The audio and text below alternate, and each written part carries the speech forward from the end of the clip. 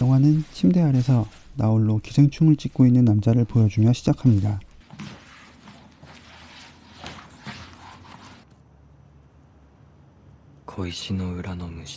그는 대인관계에 극도의 어려움으로 친구 하나 없이 자신이 발견한 벌레 중 하나가 자신이라며 살아오던 사람이었습니다.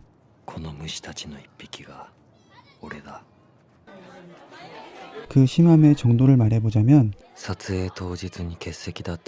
졸업사진에 자신이 나오지 않아도 아무도 모를 정도, 그렇게 없는 사람처럼 살아오던 오늘의 주인공 미치 나오토입니다. 우연히 비가 오던 어느 날 우산에서 떨어지던 빗방울이 카펫을 적시는 걸 보면서 꽃향기가 나던 그녀를 떠올리게 됩니다. 無人のエレベーターに充満した百合を思わせる香水の香り。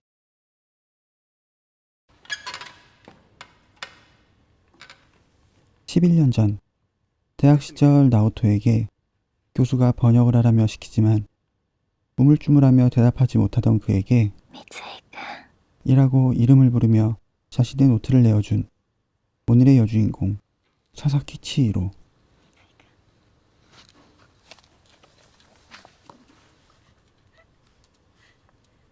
나오토는 그런 그녀에게 용기를 내어 차 한잔 마시자 제안하고 もし時間があったらお茶でもしませんか? 그녀는 흔쾌히 승낙합니다. いいよ. 그녀가 주문한 만델린 커피를 마시며 처음으로 대화를 하게 됩니다. マンデリンを一つ.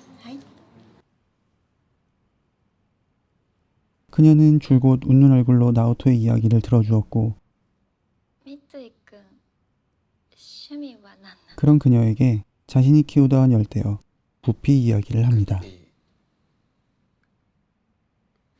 グッピーを飼ってる. 그 이야기에 관심을 가진 치히로는 자신의 집에 수족관을 설치해달라 부탁하게 됩니다. 俺は次の木曜日の10日にグッピーと水槽のセットを持って彼女のアパートに行く約束をした. 사사키 치히로를 探して 그런 그녀를 떠올린 나오토는 흥신소를 통해 그녀가 사는 곳을 알아내고 俺は更新所に電話を入れ佐々木千尋という女性を探すように依頼をした. 우연히 그녀 옆을 지나가지만 그녀는 그를 알아보지 못합니다.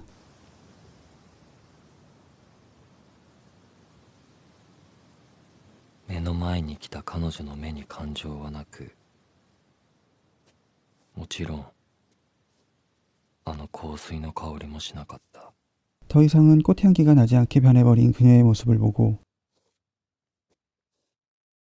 나오토는 직장을 그만두고 그녀의 동네로 이사를 오게 됩니다. 俺はそれまで働いていた観賞魚店を独立すると言って辞めた. 1층엔 작은 수족관 용품점을 열고 浜崎家の近くに借りたテナントの1階で観賞魚店を開き 3층에는 생활 공간을 얻는데 이 공간은 오로지 치히로를 관찰하기 위해 만들어진 공간입니다. その中の千尋だけを拡大コピーした.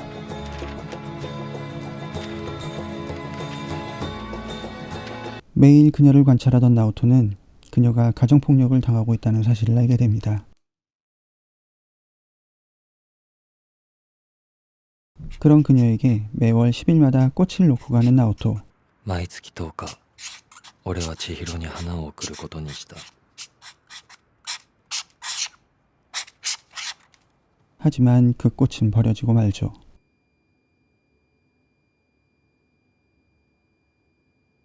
그러던 어느 날 치히로가 유모차를 끌고 수족관에 방문하게 됩니다. 구피에 관심을 갖습니다.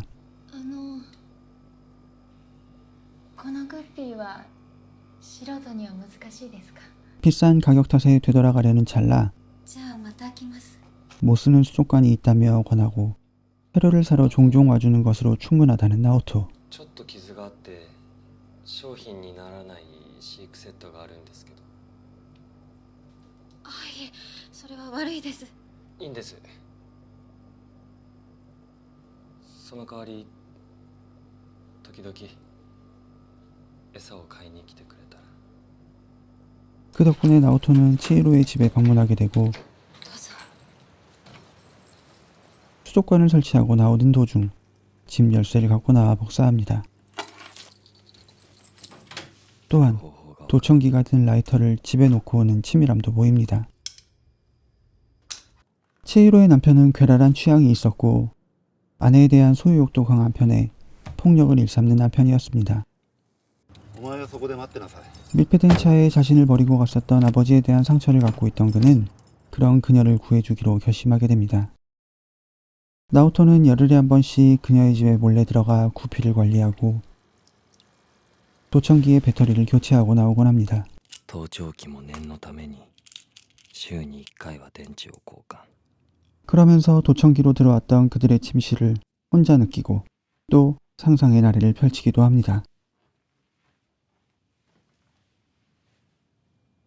어느 날 자신의 수족관에 찾아온 이상한 손님 미즈시마.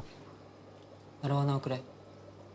대형 관상어인 아로하나를 키우겠다며 찾아온 그를 보며 거울을 보고 있는 느낌을 받는 나오토. 見ていると俺は気分が悪かった。まるで鏡を見るかのような感覚に陥るからだ。 사료를 사러 들른 치히로에게 餌を買いに。 사이펀으로 내린 만델린 커피를 제안하고 コーヒー飲みませんか。サイフォンで入れたマンデリンです。 커피를 마시며 행복한 미소를 짓는 모습에 과거를 떠올리며 그녀의 곁에 오래 있지는 못할 것 같다는 생각을 합니다. 그러한 이유로 성인용 기저귀를 차고 아예 침대 밑으로 들어가 버리는 선택을 하게 됩니다. 거의 노예처럼 살고 있는 치히로를 관찰하며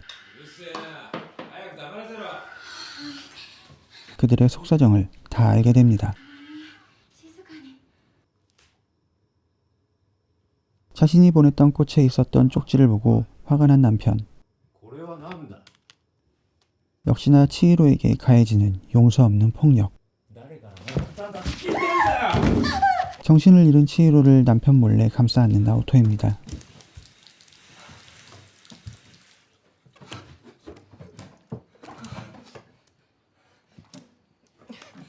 사실 치히로는 누가 보냈는지도 모르는 꽃을 혼자 몰래 기다리고 있었고 送り主のわからない花を待っている。誰もいないのに。 누군가 집에 있는 것 같은 기분에 병원을 찾아도 がするんだ。 이상하게만 볼 뿐이었습니다. 相談しても医者は取り合わなかった。確かに私は精神を病んでいる。 정신이 약해졌다는 생각에 약 처방을 받으며 살아오고 있었습니다. でも大事にどうぞ。それは子供を産んだからじゃない。夫のせいだ。 누군가 자신을 보고 있을 거란 생각에 자신을 구해달라며 와달라고 말하지만 もし誰かいるなら。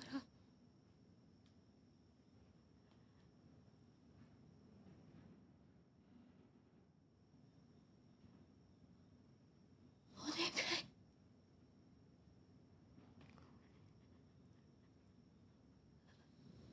私を助けて。 자고 있었던 나오토는 이 간절한 바람을 듣지 못합니다. 사실 나오토는 11년 전 그녀의 아파트 앞까지 갔었지만 11年前、約束の日の朝、彼女は約束をキャンセルする電話をかけてきた。 구피는 전해주지도 못했고 그저 더도 덜도 아닌 커피 한잔한 사이 그것이 전부인 상태였죠. 彼女とはたった一度コーヒーを飲んだだけだった。 하지만 나오토는 치히로를 구하겠다는 생각에 전기 충격기를 들고 집에 몰래 들어가게 됩니다. 한편 엄마의 건강이 좋지 않다는 소식을 접한 치히로는 남편에게 집에 가겠다고 합니다. 実家に帰らせてほしいの。ダメだ。 하지만 남편은 이를 허락하지 않고 本当に死ぬかもしれないんだってば。 오히려 평소와 같이 남편의 폭력이 가해지지만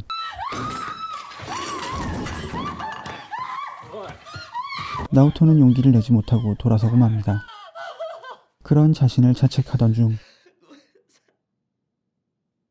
손님이었던 미즈시마가 자신의 선물을 사오지 않았다는 이유로 편의점 주인 부부를 죽인 것을 보고 彼は何をバイト先のコンビニの奥さんを刺し殺したんです。 자신도 할 수 있다는 용기를 얻게 됩니다.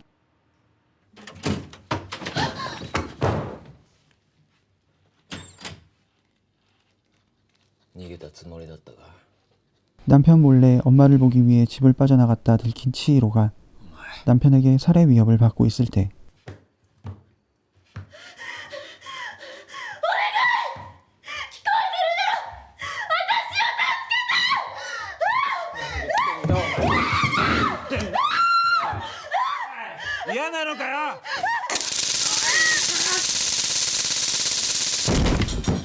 드디어 모습을 드러내지만 그를 그저 수족관 주인으로만 알아보는 치히로입니다. あなただったの。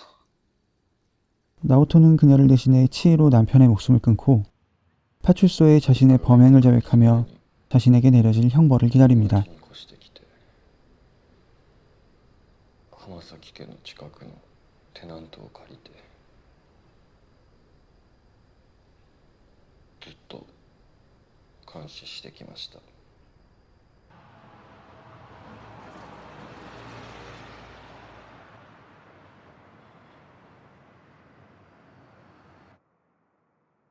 私は思い出した。たった一度彼とコーヒーを飲んだことを。そして彼の名前を。 그런 그를 보고 11년 전을 떠올린 치히로는 그를 찾아가 다시 한번 이라며 그를 부르고 그 부름에 뒤돌아 그녀를 바라보는 모습으로 영화는 그렇게 마무리됩니다. 이 영화는 2019년작 언더 유어 베드입니다. 사실 처음 이 영화를 접했을 때 별로 보고 싶다는 생각이 선뜻 들지 않는 작품이었습니다. 왜냐하면 제목이나 포스터를 보고 단순히 스토커에 관련된 스릴러 또는 공포 영화라 생각했기 때문인데요. 영화를 다 보고 난 후의 느낌은 조금은 달랐습니다. 영화에 등장하는 스토킹의 목적이 우리가 흔히 아는 범죄나 해를 가하기 위한 행위가 전혀 아님이 느껴졌기 때문이었고, 개인적으로는 처음으로 자신의 이름을 불러주고 환한 웃음을 보여준 그녀에게서 발견한 희망이라는 두 글자를 쫓아가는 느낌이 아니었을까 생각했습니다. 그렇다고 스토킹이라는 행위 자체에 정당성을 부여한다는 말은 아닙니다. 그리고 이 부분에서 이름이라는 두 글자에 대한 그 의미를 생각해 보았는데요. 우리 모두 가지고 있는 이름, 누구에게 불려지는지에 따라서 그 느낌이 현저히 달라지는 이름이라는 소재가 참신하게 다가왔습니다. 하지만 여전히 그 표현 방식을 꼭 스토킹이라는 소재를 사용해야 했을까? 라는 의문은 여전히 남는 영화이기는 합니다. 뭔가 던져진 주제가 명확했다면 감상 포인트를 잡기 조금은 수월하지 않았을까? 라는 아쉬움이 남았습니다. 아무튼 오늘 이 영화를 보면서 느낀 점, 다들 오늘 사랑하는 사람의 이름 두 글자를 따뜻하게 한 번씩만 불러주도록 하자. 오늘은 여기까지.